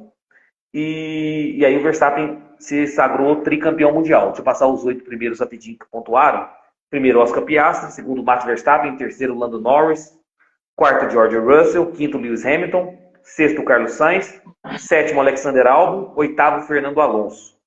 Na corrida de domingo, Carlos Sainz não largou por problemas no carro, Sérgio Pérez também largou do pit lane. Tivemos aí uma largada boa do Verstappen e as duas Mercedes colidindo. O Hamilton abandonou, o Russell fez uma ótima corrida de recuperação, em quarto lugar. Safety car na pista por conta desse acidente e depois uma corrida bem monótona aí, uma vitória fácil, mais uma vitória fácil do Verstappen com o duplo pódio da McLaren. Assim, o Vinícius, nós estamos chegando aí nos finalmente, agora nós vamos falar de Hamilton e Russell. Certamente o culpado é o Hamilton, né? Não tem nem que se discutir sobre esse acidente, né, Vinícius? Foi otimista na hora. né? Não, na hora que eu vi o lance ali, eu já falei para mim mesmo em casa, estava vendo sozinho, né? Eu disse, Hamilton errou, ele foi no mínimo, para ser assim, bem legal, ele foi otimista demais em achar que 3 carros poderiam dividir aquela curva ali, né? Então, ele foi sim imprudente, né? Não tinha o que o Russell fazer, o Russell estava prensado entre o Max de um lado e o Hamilton do outro, então não tinha o que o Russell fazer, e ainda o Russell deu muita sorte, porque poderiam ter saído as duas Mercedes, né? Sim, e outra coisa, talvez até o desempenho do Russell, que foi quarto, poderia ser beliscar um pódio, né? Porque ele teve que parar, trocar os pneus, né? E foi uma parada um pouco longa, porque um dos pneus tinha estourado, se eu não me engano. Então, ele poderia beliscar um pódio, teve um quarto lugar, uma corrida de recuperação, e poderia a Mercedes ter abandonado seus 2 carros. Realmente, o Hamilton já pediu desculpas, então ele já reconheceu o erro, a gente já debateu sobre isso. E uma questão que eu acho muito interessante é que o Hamilton poderia ter bons pontos aí nessa corrida para brigar pela segunda colocação com o Pérez. Agora eu acho que distancia ainda mais essa briga, e o Pérez tem que fazer o dever de casa apenas para conseguir a segunda colocação, né? E isso dificultou muito, né? Eu que já tinha cravado aqui alguns GPs atrás que o Hamilton ultrapassaria o Pérez no Mundial de Pilotos, essa imprudência do Hamilton vai custar muito caro para ele, porque esses pontos com certeza farão falta no final do campeonato. Né? Com certeza. Passar os 10 primeiros aqui, então. Corrida principal de ontem, Max Verstappen em primeiro. Segundo lugar, Oscar Piastri. Terceiro, Lando Norris, completando o pódio aí com as McLaren. Quarto, George Russell. Quinto, Charles Leclerc. Sexto, Fernando Alonso. Sétimo, Esteban Ocon. Oitavo, Valtteri Bottas. Nono, Zhou Guanyu. Zhou Guanyu que ganhou 10 posições aí no grid, foi um destaque interessante na corrida. Em décimo lugar, Sérgio Pérez. Estou vendo aqui, Fernando, interessante, vários pilotos passando mal aí por conta do extremo calor do GP do Qatar. O Alonso com seus 42 ou 43 anos? 42 anos. Tranquilo, né? A princípio não passou mal e encarou tranquilo aí o GP do Qatar. Você vê aí o nível do Fernando Alonso, né? Físico, né? Ele até reclamou para a equipe que o cockpit dele, o assento dele, parecia que estava pegando fogo, né? Porque realmente estava um calor insuportável, né? O calor dentro dos cockpits chegou a mais de 60 graus, para você ter uma ideia. A pressão arterial de alguns pilotos chegou a bater 8/6, né? Então, assim, foi bem perigoso. A gente não teve um piloto desmaiando, guiando um Fórmula 1 a mais de 200 km por hora por pouco, assim, sabe? Foi muita sorte mesmo. E eu vou retomar aquela discussão. E nós temos esse GP até 2033, pessoal, por conta de aspecto financeiro apenas. Um destaque aí para o Zhou Guanyu, como eu já disse, que ganhou 10 posições, aí conseguiu 2 pontinhos no nono lugar, com muito mérito. Então, um destaque bacana aí para o Zhou Guanyu.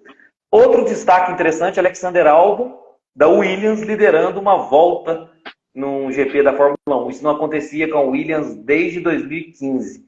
O Alexander Albon tem se mostrado um excelente piloto e um concorrente à vaga do Sérgio Pérez.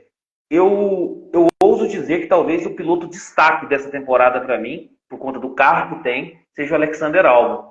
Para você também, Vinícius? Sem dúvida, pelo que ele demonstrou com o carro e pela maturidade que ele demonstrou ter tido esse ano, né? Ele amadureceu muito, evoluiu muito nesse último ano, assim, e acho que a Williams fez muito bem para ele. É uma equipe que até certo ponto não tem aquela pressão, aquela exigência, né? Óbvio que tem alguns resultados que a própria Williams corre atrás, mas o Albon tem saído muitíssimo bem. Ele tem superado todas as expectativas da Williams. Né?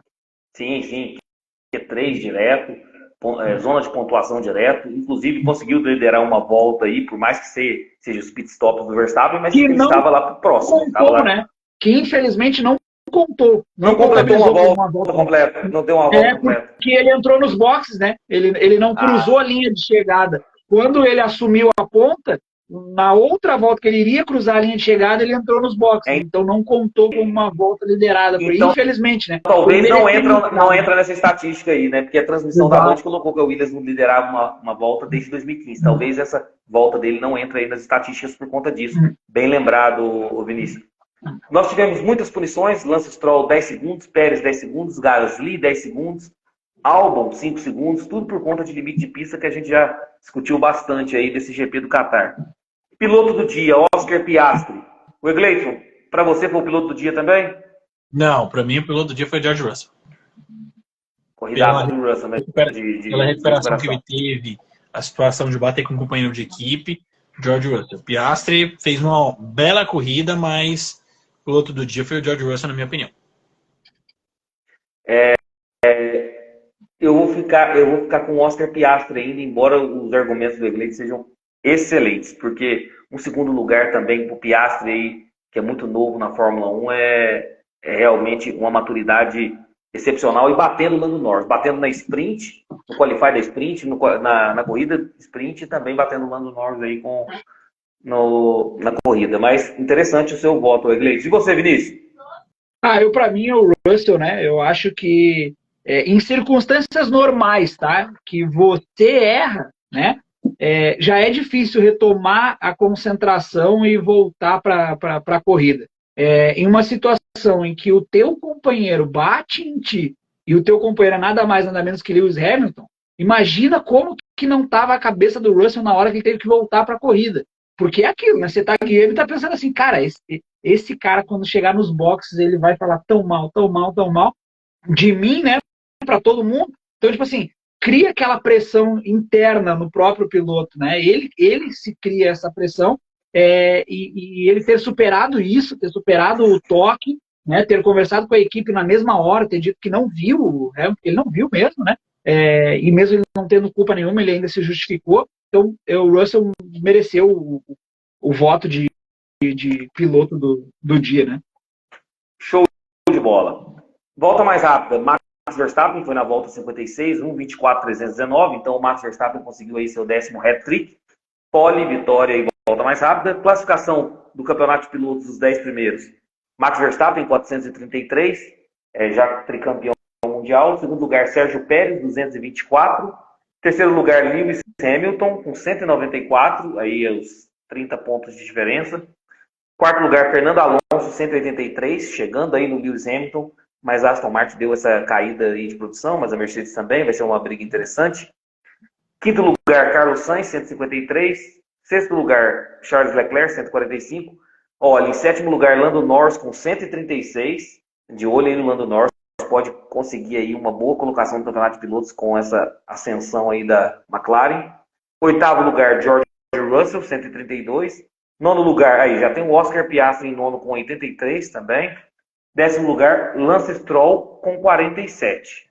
Classificação do Campeonato de Construtores. Red Bull campeã, 657 pontos. Mercedes em segundo com 326. A Ferrari em terceiro com 298. Então aí uma diferença de aproximadamente aí 28 pontos. Aston Martin 230 em quarto lugar. Quinto lugar a McLaren com 219.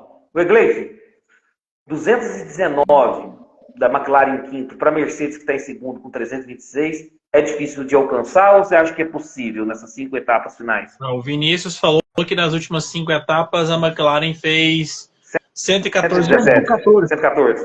Não dá não. É difícil. A McLaren né? deve terminar em quarto, né? Deve terminar em quarto. Você acha que em quarto, você acha que só passa a Aston Martin, não passa a Ferrari, não? Porque faltam 5 provas. Você pegar a média de pontuação de 114 que eles fizeram nas últimas 5, a Ferrari está quase 80 na frente. Então acho que não dá, não. Difícil, pode chegar próximo da Ferrari, mas matematicamente acho que vai quarto lugar para a McLaren. Aí ela passaria a Aston Martin que está com 230, passaria para quinto lugar. Agora eu vou dizer uma coisa aqui, né? O Mundial de Pilotos aí que tu trouxeste agora, Luiz, que o Alonso tem 183, né? E o Hamilton 194, é isso? O Alonso 183 e o Hamilton 194. É questão de 11 pontinhos. Isso. Tá. Se o Alonso chega a ultrapassar o Hamilton nesse Mundial de Pilotos, seria vergonhoso demais. Demais para o Hamilton e para a Mercedes, porque a Mercedes evoluiu e a Aston Martin, em contrapartida, ela involuiu, ela decresceu de qualidade. Concordo plenamente, mas acho difícil. Porque eu acho muito difícil também. Porque a Aston Martin, o rendimento da Aston Martin está bem, assim, decresceu muito mesmo, viu? Só que tem um detalhe, né? A gente vai ver agora. Eu não compro essas declarações do Hamilton aí, tipo, aquela que nem o Iglesias citou muito bem no início, né? Aquele pedido de desculpas que foi filmado ali. Foi tipo assim. Tá filmando aí? Filmando aí? Beleza. Cara, desculpa. Eu aí não compro. Então, assim, a gente vai ver agora no próximo, é o GP dos Estados Unidos, né? De Austin. A gente vai ver como que vão agir agora Hamilton e Russell. Porque, assim, se a gente vê que o Russell não vai mais brigar, disputar com o Hamilton, a gente já sabe o que aconteceu nos bastidores da Mercedes, né? Agora, cenas dos próximos capítulos, né? Isso, né? Então, assim, se o Russell jogar duro para cima do Hamilton, a gente vai perceber que, Mercedes agiu certo e não colocou pressão em cima do Russell, né? Então, assim, pode acontecer outro erro do Hamilton. Em situações de pressão, a gente viu que o Hamilton não age muito bem, né? Principalmente dividindo curvas. Então, é complicado. Eu acho que a Aston não tem carro para chegar, mas os erros do Hamilton podem fazer com que o Alonso chegue, porque o Alonso ele é regular, né? Com essa Aston que evoluiu, o Alonso pelo menos se mantém regular, né?